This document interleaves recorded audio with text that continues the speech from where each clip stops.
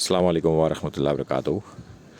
اکثر یہ سوال آتا ہے کہ حج اور عمرے کے حوالے سے کہ بالوں کو کٹوانا اب دو طریقے ہوتے ہیں، ایک حلق اور دوسرا قصر۔ حلق کہتے ہیں شیو کرانے کو سر کے، اور قصر کہتے ہیں چھوٹا کرنے کو۔ ہم نماز پڑھتے ہیں قصر تو نمازوں کو آدھا کر دیتے ہیں، یعنی کہ چھوٹی کر دیتے ہیں، کم کر دیتے ہیں۔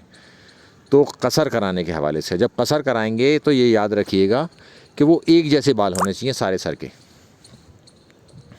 یعنی کہ ایک جیسے بال کاٹیں گے پورے سر کے۔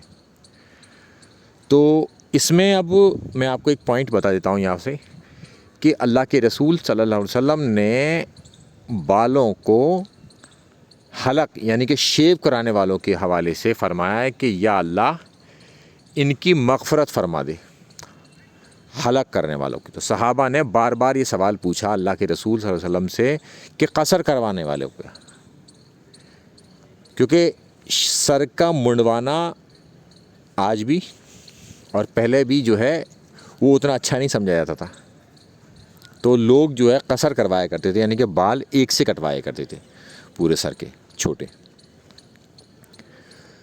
تو اس لیے اللہ کے رسول صلی اللہ علیہ وسلم نے 3 بار لگاتار مغفرت کی دعا فرمائی ان لوگوں کے لیے جنہوں نے اپنے سر کو شیو کروایا، یعنی کہ حلق کروایا۔ مگر اصحاب نے بار بار یہ سوال پوچھا اللہ کے رسول صلی اللہ علیہ وسلم سے کہ ان کے بارے میں بتائیے جنہوں نے قصر کروایا، یعنی کہ بال چھوٹے کروائیں۔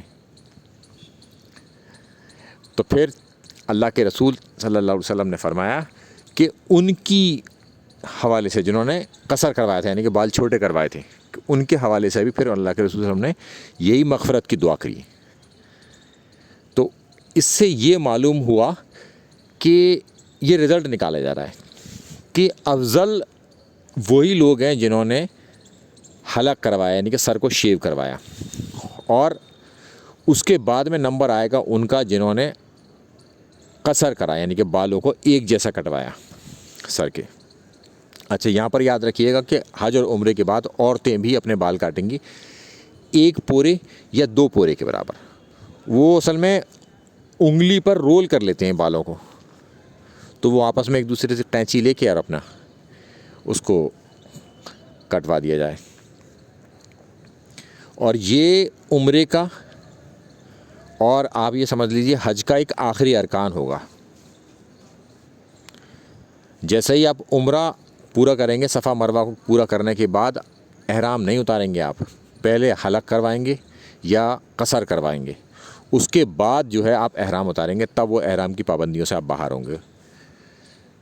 تو یہ بات سب لوگ یاد رکھیں۔ اور عورتیں بھی جو ہیں اپنے بال کاٹیں گی وہیں مروہ پر وہ جگہ ہوتی ہے، تو وہاں پر ایک دوسرے سے اپنے بال کٹوا لیتی ہیں، جنہوں نے پہلے کٹوا رکھے ہوتے ہیں وہ بعد والے کے کاٹ دیتی ہے۔